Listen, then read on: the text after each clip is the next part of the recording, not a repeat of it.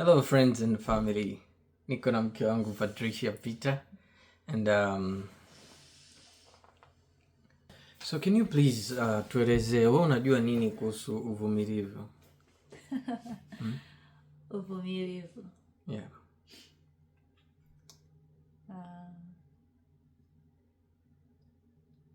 Uvumilivu. Sijui nielezeaje. Hivyo. Lakini kwa experience yangu Yeah. ni kuhandle something ambalo wenda likawa baya, ukaliona baya au ni lizuri, lakini you have to takuendelee kulishikilia. Haijalishi nini kitatokea. Yes. Takiwa uwepo nalo mpaka upate matokeo. Ndio kuvumilia. Na kwenye kuvumilia kunahitaji imani kubwa sana. Huwezi kuvumilia kama hauna imani na unachokivumilia. Like inakuwa ni sawa na mtu anapoteza muda, right? Yeah, ni kama unapoteza muda, unavumilia tu. Ni kama sijui nisemaje, lakini ni kama hujui unachokifanya. Yeah. Umepoteza njia. Yeah, kwa uvumilivu na imani ni ndogo. Vitu sambamba. Yeah. Na ku make point clear ni kwamba imani chanzo chake ni kusikia. Sasa umesikia nini? Na imani kwenye dini ya Kikristo, sijajua kwenye dini zingine. Imani kwenye dini za Kikristo imebezi kwenye neno la Mungu na Mungu hadanganyi. Kwa hiyo manake una solid foundation ya kitu ambacho kitatokea, kwa sababu anasema neno lake ni kama mvua ifanyavyo inavyonyesha, si ndio? Alirudi bure mpaka limetimiza yote aliyosema. So imani na kuvumilia kwenye Kristo ama kwenye Uyahudi, I guess, Uyahudi, kwa sababu na wenyewe wanaamini Biblia, at least Agano la Kale, yani kwamba endapo what you are waiting is based on promise of God, inamaanisha kwamba you can wait, you can endure, unaweza kuvumilia kwa sababu Mungu atafanya alichokisema. Kwa maana imani yako inakuwa na sababu na misingi kwa sababu Mungu amesema. Lakini sasa ukiacha tu Mungu amesema, Mungu pia ametoa masharti kwenye namna ya kupokea hizo baraka. Kitabu cha Kumbukumbu la Torati 28 anasema, "Na ukifanya haya nitakubariki, ukifanya haya." Kwa kuna mambo inabidi uyafanye ili ndipo unazisubiria zile baraka au unazidai. Let's say Mungu anakuambia usiogope kwa maana sitakuaibisha, sitakuacha, mimi niko pamoja na wewe. That means chochote unachopitia hata kama kigumu, unavumilia kwa sababu unajua Mungu yuko pamoja na nani? Mungu yuko pamoja na wewe. So that means unavumilia. Sasa kuvumilia kazi yake ni kukuongezea nini? Imani. Na ndio maana Patricia amesema imani na kuvumilia vinaenda pamoja. Yaani kuvumilia kwetu kunafanya imani yetu izidi kung'ara na kuwa kama dhahabu. Inazidi kuwa strong. As more as we wait, after the promises ikawa, inatupa strength ya kuwait tena inapotokea. Kwa kama umeweza kusubiria na Mungu akakuonekania, inakupa nguvu zaidi ya kusubiria kinachofuata. Sasa Yesu anasema kwamba atakayevumilia mpaka mwisho ndiye atakayefanyaje? Atakayeokoka. So let's talk about kuokoka and kuvumilia, and sababu ni pointi za msingi sana ambazo zinakaribiana na kufanana, kuvumilia na kuokoka. Mtu ili aokoke, it's a very simple thing. Hamna kitu rahisi duniani kama kuokoka. Hii watu naosikia nimeokoka, hicho ni kitu rahisi sana. Sababu nini? Ni hivi tu. Ukikiri kwa kinywa chako na kuamini kwa moyo wako, utafanyaje? Utaokoka. Easy. Yaani ukikiri kwa kinywa chako kwamba Yesu ni mwana wa Mungu na alikufa kwa ajili ya dhambi zako, then and there umeokoka. Lakini here's the catch. Atakayevumilia mpaka mwisho ndiye atakayefanyaje? Atakayeokoka. Kwa hii ya kwanza, hii ya kuokoka, hii ni rahisi. Yaani tayari umeokoka. Lakini sasa ili uokoke kweli kweli, yani manake uokolewe hata umwili, uokolewe na majaribu, uokolewe na vitu vyote vinavyofuata kwenye dunia, ni yule anayevumilia mpaka nini? Mpaka mwisho. Sasa kuna baadhi ya watu wanasema huwezi kujitangaza umeokoka kwa sababu hujavumilia mpaka mwisho. Ni zote hatua zinamata. Kwa sasa mimi nimeokoka kwa sababu nimemkubali Yesu, lakini sijamaliza process za kuokoka.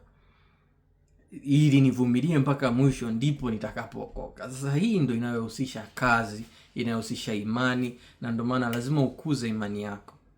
Ili unapovumilia Mungu anakuokoa, maana yake unazidi kukua katika imani, ili uvumilie mpaka mwisho ndipo uokoke. Kwa hiyo kweli umeokoka, ni sahihi. Lakini je, umevumilia mpaka mwisho ili uokoke? Haiondoi kuokoka kwako, lakini haimaanishi ndio umemaliza kuokoka. Inabidi uvumilie mpaka mwisho. Kwa hiyo kuvumilia mpaka mwisho lazima tuwe wavumilivu, na uvumilivu unajengwa kwa sababu ya imani, na imani inajengwa kwa sababu ya neno la Mungu. Kwa lazima kuwe na ahadi za Mungu, na imani ni kama misuli mingine yote, inakuwa according to how much you exercise your faith. Anasema ifanyishieni mazoezi imani yenu. Kwa wanaosoma Biblia, haya mafungu tutaweka huko mwisho utayaona. Imani inafanywa mazoezi, kama tu ambavyo kujifunza kusoma unafanyia mazoezi, kujifunza kuongea Kiingereza unafanyia mazoezi, kujifunza kuwa mwongeaji mbele ya watu unakuwa unafanyia mazoezi. Hata imani unaifanyia mazoezi. Hiyo imani kuamini neno la Mungu, hiyo imani kuamini chochote unachokiamini inafanywa mazoezi. Sasa imani ni faith, afu kuna kitu kingine kinaitwa belief. Belief ndicho ambacho wanatumia watu wengine wote kufanikiwa kwenye haya maisha tu ya hapa duniani. Wachina hawamjui Mungu, hawataki kabisa kusikia Mungu, ila wana kitu kinaitwa belief. Belief ina sehemu yake kwenye maisha na ina mwisho. Haiwezi kukuokoa, ila inakusaidia tu ufanikiwe maisha hapa na pale. Belief inaweza kufanya pia.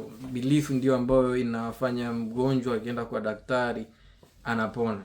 I remember tulipokuwa tuko shule, tulipokuwa medical school, mwalimu akawa anatuambia kwamba unakuta almost 50% ya wagonjwa wanapewa kitu kinaitwa placebo. Placebo ni kama tu unga mtu anapewa, yani ni dawa ambayo sio dawa, lakini unakuta watu wanapona. Kinachowapona wao ni belief. Huwezi ukasema faith, ni belief. Ni belief tu kwamba daktari wanajua wanachokifanya na wataniponya. That's happens, inaitwa belief. Belief ni kama mtindo wa maisha, imani fulani ambazo umeziweka kwenye maisha kwamba labda hela ni ngumu, labda imani yako nyingine belief. Sasa kwa Kiswahili ni neno moja imani, lakini kwenye watu wengine belief wanamaanisha ile tu kwa mimi kwamba ukimwona paka amekuja kwako ni mchawi, na unakuta kweli wiki ijayo watu wanaanza kuumwa. Lakini kwa mzungu paka anaweza kumchukua akambeba, ni pet. Belief. Lakini imani ni kuwa na uhakika wa mambo yatarajiwayo, ni bayana ya mambo yasiyoonekana, kitu ambacho hukioni. Imani ndio hiyo, ni bayana, yani maana yake uelewa wa mambo yasiyoonekana. Bayana, nasema mtu anakuambia niweke bayana, anamaanisha niweke wazi. So ni uwazi wa mambo yasiyoonekana, yani ni unayaona yasiyoonekana kana kwamba yako wazi. The beautiful verse on the Hebrew 11 inasema kwamba Musa alisimama mbele yake yeye asionekana kana kwamba anafanyaje, anaonekana. So hiyo ndio imani, na hiyo imani kazi yake ni kuleta saburi, na saburi ina kazi ya kutakasa moyo. Saburi kazi yake ni kutupa na kujenga imani. So hivi vitu vinategemeana, uvumilivu na imani, na atakayevumilia mpaka mwisho ndiye atakayeokoka. This means in every line of work, kwa sababu Yesu kiachana tu na kwamba alikuwa mwalimu na mwokozi wetu, alikuwa mwanafilosofia. Hii philosophy ni hakika na kweli, ikimaanisha kwamba mtu yoyote mahali popote atakayevumilia mpaka mwisho ataokoka, regardless kwenye base gani ya vitu. Mpo shuleni, akavumilia mpaka mwisho akamaliza la 7, atamaliza la 7. Unaweza kaishia la 6. Unaweza atakayevumilia mpaka form 4 atamaliza form 4. Yaani ukivumilia mpaka form 4 utamaliza form 4. Kwa hiyo kuokoka na kusubiri, na imani na kuvumilia. Kwa vumilia mpaka mwisho ndiye atakayeokoka. Kwa mkimsikia siku moja mtu anasema ameokoka, ni kweli, huenda ameokoka, lakini hajamaliza. Usije ukafikiria amemaliza. Watu wengi wanafikiri ukiokoka umemaliza. Atakayevumilia mpaka mwisho ndiye atakayefanyaje? Atakayeokoka. Kwa hiyo hata watu kutoka Misri wengi walijua tu kwa sababu tumetoka Misri tutaenda Kanaani. Haikuwa hivyo. Kuna kazi ya kuvumilia, kuna kazi ya kuamini, na majaribu, vikwazo vingi ambavyo utakuwa unavipata kwenye maisha yako ni kwa ajili ya kukujengea imani na kukujengea saburi. Na Waisraeli walishindwa kumwamini Mungu. Mungu aliwaonyesha walipopata kikwazo cha kwanza kuvuka bahari. Mungu akawajalia wakavuka bahari. Ilipaswa ile kitu watie nguvu na imani kwamba Mungu tutakapoishiwa maji atatupa maji. Ila wakakataa kumwamini Mungu maji yalipoisha. Wakati walivyokuwa wanakataa kuwa na imani, ndivyo ambavyo walikuwa wanashindwa zaidi kuvumilia. Jangwani chakula kimeisha, wakataka kugoma tena. Lakini wale walio na imani, as long as wanazidi kuimarika na ile imani kupitia matatizo wanayoyapitia, wanazidi kuongezeka na kuzidi na kukua.